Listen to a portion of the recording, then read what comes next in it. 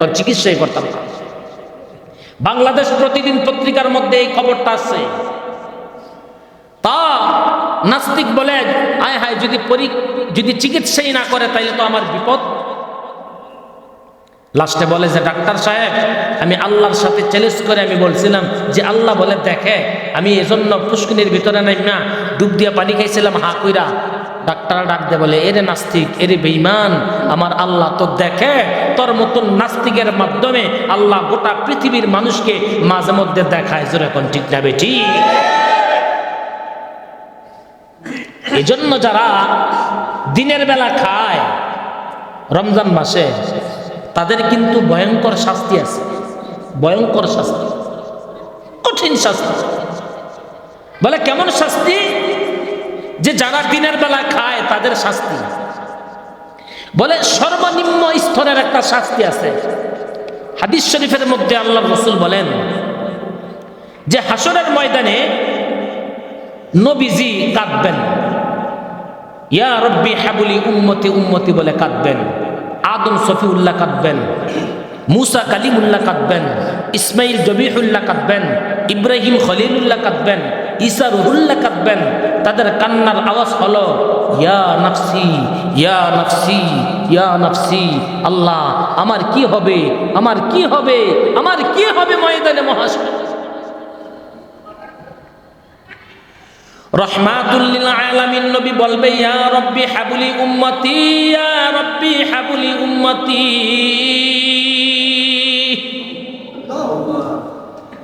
নবী হাসরের ময়দানে উম্মতি উম্মতি উম্মতি বলে কাঁদবে আমার নবী। সেজদায় পড়ে আমার নবী উম্মতি উম্মতি বলে কাঁদবে। এমন সময় আমার নবী স্পষ্ট কান দিয়ে শুনতে পাবে করুণ কান্নার আওয়াজ, করুণ কান্নার আওয়াজ। আমার নবী সেজদা থেকে মাথা উঠাইয়া জিবরাইল আলাইহিস সালাতু ওয়াস সালামকে ডাক দিয়ে বলবে, ও জিবরাইল ভাই, কিসের করুণ আওয়াজ, করুণ আওয়াজ এটা কোত্থেকে আসে, কিসের কান্না? আমি জীবনে বহু কান্না শুনছি, এমন করুণ কান্না তো আমি রহমাতুল লিল আলামিন নবী কোনোদিন শুনি নাই।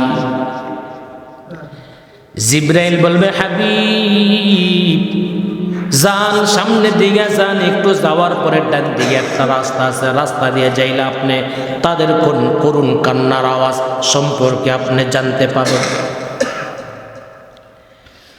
রহমাতুল লিল আলামিন নবী চলে গেল। ওই ডান দিকে যাওয়ার পরে দেখতে বিশাল করে একটা মাঠ, মাঠের মধ্যে লোহার খাঁচা,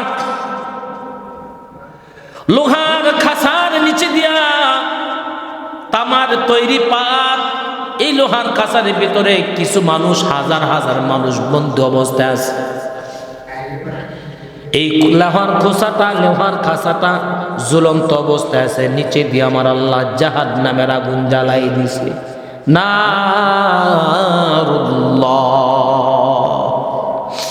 আমার আল্লাহ বলেন, আমার আগুন, আমার আগুন, আমার আগুন বড় কঠিন। নারুল্লাহিল মুকাদাতুল্লাতী তাত্তালিউ আলাল আফইদা। আমার আগুন বড় কঠিন, বড় ভয়ঙ্কর, বান্দা সাবধান। আমার আগুনের মধ্যে কিন্তু সহ্য করার ক্ষমতা বান্দা তোর নাই। দুনিয়ার আগুন যদি কাইঙ্গুলের মধ্যে লাগায় দেওয়া হয়, কাইঙ্গুলের মধ্যে ব্যথা পাওয়া যায়, পায়ের মধ্যে ব্যথা পাওয়া যায় না। পায়ের মধ্যে লাগলে মুখের মধ্যে ব্যথা নাই, কিন্তু জাহান্নামের আগুন এত ভয়ঙ্কর হবে, কাইঙ্গুলের মধ্যে লাগায় দেওয়ার সাথে সাথে কলিজাটা পুড়ে ছারখার হয়ে যাবে। আল্লাহ ডাক দেয়া কয়, আমার আগুন বড় কঠিন, আমার আগুন বড় ভয়ঙ্কর। ও বান্দা, আমার আগুন সহ্য করতে পারবি না, আমার আগুনকে সহ্য করতে পারবি না। আল্লাহ কয়, হাসরের ময়দানে, হাসরের ময়দানে লোহার খাঁচার ভিতরে পড়িয়া ওই জাহান্নামীদেরকে আমি আল্লাহ জাহান্নামের আগুন লাগাই দিব। জাহান্নাম জাহান্নামের আগুনে তাদের শরীরগুলা মোমের মতন গলে গলে গলে গলে গলে গলে toss toss toss toss toss toss করে আগুনগুলা ওই বান্দার শরীরের মধ্যে লাইগা নিচে আস্তে আস্তে পড়বে। আর বান্দাগুলো হাসরের ময়দানে কান্নার আওয়াজ দিয়া বলবে, হাবিবে কিবরিয়া কয়, এ জিবরাইল, এটা কেন তাদের এই অবস্থা? এটা কোন নবীর উম্মত? রাহমাতুল লিল আলামিন নবী ডাক দিয়ে বলবে, জিবরাইল, এটা কোন নবীর উম্মত? এটা কি আদম সফিউল্লাহর উম্মত নি? জিবরাইল বলবে, না না, আদম সফিউল্লাহর উম্মত না। তাহলে মুসা কালিমুল্লাহর উম্মত? বলে, না না, মুসা কালিমুল্লাহর উম্মত না। তাহলে ইব্রাহিম খলিলুর উম্মত? বলে না। ইসমাইল দবিহুল্লাহর উম্মত? বলে না। ঈসা রুহুল্লাহর উম্মত? বলে না। রাহমাতুল লিল আলামিন নবী কয়, জিবরাইল, তুমি বারে বারে না করো, কারণ কি? কারণ কি? কারণ কি? কোন নবীর উম্মত? জিবরাইল আলাইহিস সালাতু ওয়াস সালাম ডাক দেয়, হাবিব, আপনাকে যদি বলি আপনি সইতে পারবেন না গো নবী। আমার নবী ডাক দেয়, জিবরাইল, বলো বলো বলো, কোন নবীর উম্মত?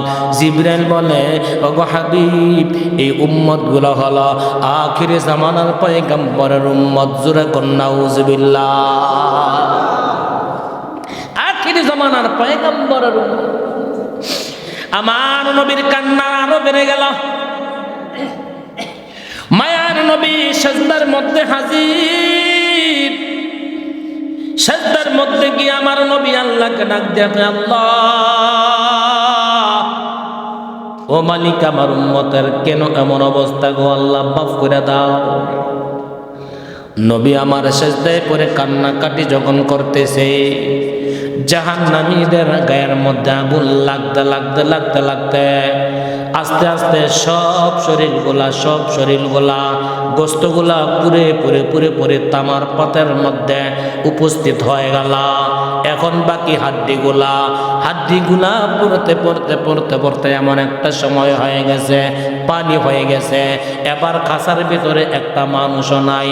সমস্ত মানুষের দেহগুলা, সমস্ত মানুষের হাড্ডিগুলা, গোস্তগুলা একেবারে পানির পণ্ডিত হয়ে গেছে। পানিগুলা টকবক টকবক করে জ্বলতেছে। আল্লাহ পাক রব্বুল আলামিন ডাক দিয়া কয়, ও ফেরেশতার দল, ওই মানুষগুলো কে বাগারে নিঃশেষ হয়ে গেছে নে? ফেরেশতারা কয়, আল্লাহ নিঃশেষ হয়ে গেছে।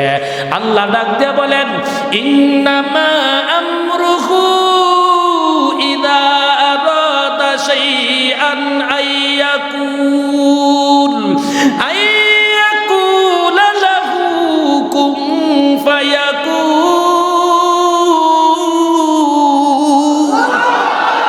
আল্লাহ বলেন, আবার আগের মতন হয়ে যাও। আবার আগের মতন হয়ে গেছে। আগের মতন হয়ে যাওয়ার পরে বান্দাগুলা কাঁদতেছে। এমনি বলে, আল্লাহ, উপায় নেই গো আল্লাহ, কি শাস্তি দিছে? নিজের শরীরের থেকে যদি, নিজের শরীরের গোস্তগুলা যদি খসে খসে খসে খসে যদি নিচের মধ্যে পড়ে, নিজের চোখে যদি দেখেন কেমন কষ্ট লাগবে। আল্লাহর কাছে বলে, আল্লাহ,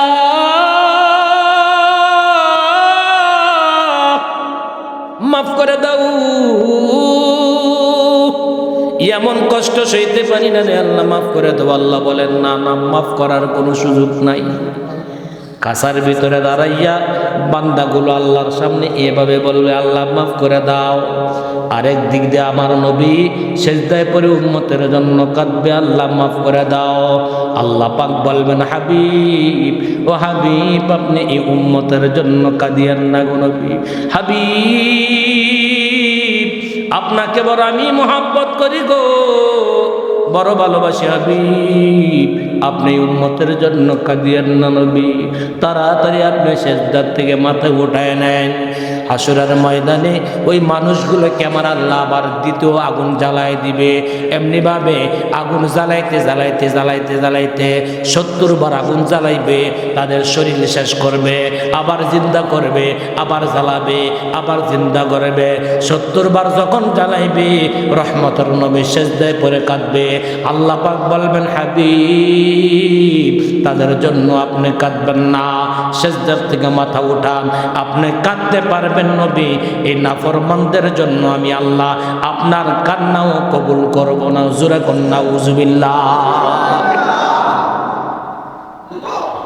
সরওয়ারে দো আলম নবী সিজদা থেকে মাথা উঠাইয়া ডাক দেয়া করে, আল্লাহ কেন কেন আমার উম্মত কি হালাত, কি এমন অপরাধ করছে গো, যে অপরাধের কারণে আল্লাহ আপনি এত বড় শাস্তি তাদেরকে দিলেন। আল্লাহ ডাক দেয়া কয়, হাবিব আমার বান্দারা আপনার উম্মতারা এই বড় নাফরমান। বলে তাদের প্রথমত অপরাধ ছিল রমজান মাসে তারা দিনের বেলায় খাইছে, রমজান মাসে তারা দিনের বেলায় পর্দার ভিতরে যাইয়া চা পান করছে, রমজান মাসে দিনের বেলায় তারা পানাহার করছে। ও হাবিব আমি আল্লাহ তাদের উপরে এত রাগান্বিত হয়েছি। ও নবী আপনি সুপারিশ করতে পারবেন গো নবী, আপনি সুপারিশ করবেন, আমি আল্লাহ আপনার সুপারিশ কবুল করব না। জোরে কন্যা উজুবিল্লাহ। এবার বলেন যে সুপারিশ নবী করলে নবীর সুপারিশও কবুল হবে না। বলে ওই সমস্ত মানুষগুলা কারা? যারা বেরোজাদার, যারা রোজা রাখে নাই। এবার আমার কথা হলো, হারিয়ার যুবক ভাই, ও বৃদ্ধ বাবাজি, পর্দার আড়ালের মা বোনেরা, যদি মনে করেন লোহার কাঁচার ভিতরে ঢুইকা নিজের আগুন নিজেই জাহান্নামের আগুনের মধ্যে নিজের শরীরটা জ্বালানোর সক্ষমতা থাকবে আপনার, জাহান্নামের আগুনের মধ্যে পুরানোর সেই ক্ষমতা থাকবে, আপনি মনে করলে রোজা রাখেন না, সমস্যা নাই। কিন্তু না না, এই ক্ষমতা কিন্তু কারো নাই। বলে 70 বার পড়ছে, 70 বার জ্বালাইছে। বলে এটা কতদিন হবে? বলে অনন্তকাল হবে। সব সময় তাদের জন্য এটা বলে কেন? আল্লাহ বলেন, আস-সাউমুনি ওয়া আনা আজিজিবি। হাদিসে কুদসির মধ্যে বলেন, ও হাবিব রোজা হলো আমি আল্লাহর। রোজা কার? আরো মহব্বত বলেন, রোজা আল্লাহ। আমরা রোজা রাখি একমাত্র কাকে রাজি খুশি করার জন্য? মহব্বতে বলেন কাকে? কুল ইন্না সালাতি ওয়া নুসুকি ওয়া মাহইয়ায়া ওয়া মামাতি লিল্লাহ ওয়া মামাতি লিল্লাহি রাব্বিল আলামিন।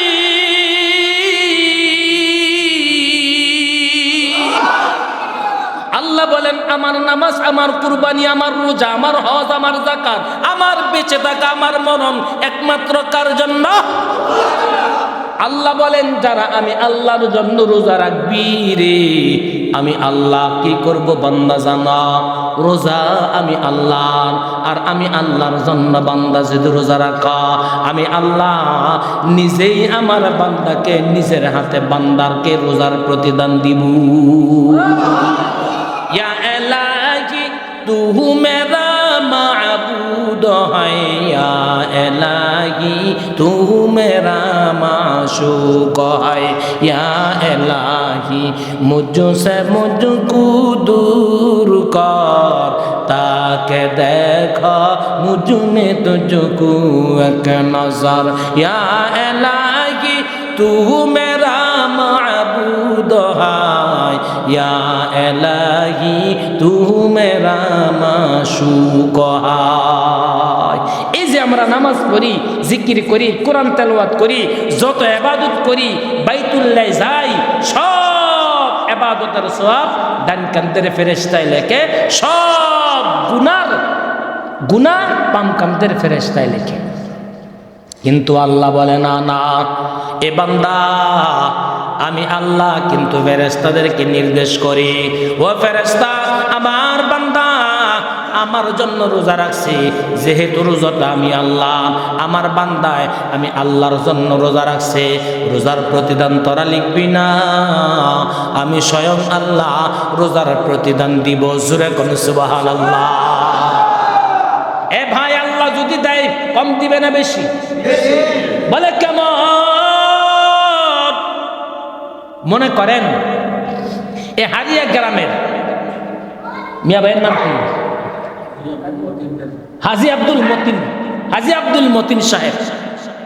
ওনাকে বাংলাদেশের প্রধানমন্ত্রী এক্সাম্পল বলতেছে আর কি, বাংলাদেশের বর্তমান প্রধানমন্ত্রী তারেক রহমান, উনি হাজী সাহেবকে ফোন দিল, ও হাজী সাহেব, আপনার গ্রামের মধ্যে তফসির মাহফিল হয়, মুসল্লিরা তফসির মাহফিল শুনে, আমি সমস্ত মুসল্লিদেরকে আপনার মাধ্যমে দাওয়াত দিলাম আমার প্রধানমন্ত্রী কার্যালয়ে, আপনি সবাইকে নিয়ে আসবেন, ইফতারির দাওয়াত, আমি নিজে থেকে আপনাদেরকে ইফতারি করাবো। আপনারা বলেন, প্রধানমন্ত্রী যদি ইফতারির দাওয়াত দেয় আপনাদেরকে, আপনারা যদি যান, এই ইফতারির আয়োজনটা নরমাল হবে না ভিআইপি? বলে সাধারণ প্রধানমন্ত্রীর দাওয়াতে যদি ভিআইপির আয়োজন হয়, তাহলে প্রধানমন্ত্রীর আহকামুল হাকিমিন আমাদের মালিকের নাম কি? জোরে করেন। হয় না? একটু জবানটা খুলে বলেন না কি? আমাদের রবের নাম কি? জোরে করেন। কোটি টাকার মালিকই দেখো অভাব হয় না দূর, গরিবি ঘুমায় আরাম করে মনটা বাহাদুর, ফেরাউনের লাশটাই আছে মিশর জাদুঘরে, খায় না মাছি পোকা মাটি সবাই ঘৃণা করে, হৃদয়ে থাকিবে যার নম্রতা সদা, হৃদয়ে থাকিবে যার নম্রতা সদা, রহমত আসিবে সে তো আল্লাহর কথা, বড়র বড়াই থাকলে দিলে রহমত পাইবা না, নিজেকে নিজে ছোট মনে করিবা সদা, উঁচু জমিন থেকে পানি নিচু জমিনে যায়, উঁচু জমিন থেকে পানি নিচু জমিনে যায়, তেমনি আল্লাহর রহমত আসে নম্রতার হৃদয়ে, বুক বিলাসের বাড়ি গাড়ি পরে রবে সব, থাকতে সময় স্মরণ করো আল্লাহ আমার রব, থাকতে সময় স্মরণ করো আল্লাহ আমার রব। আমাদের রব কি? ইন্নাল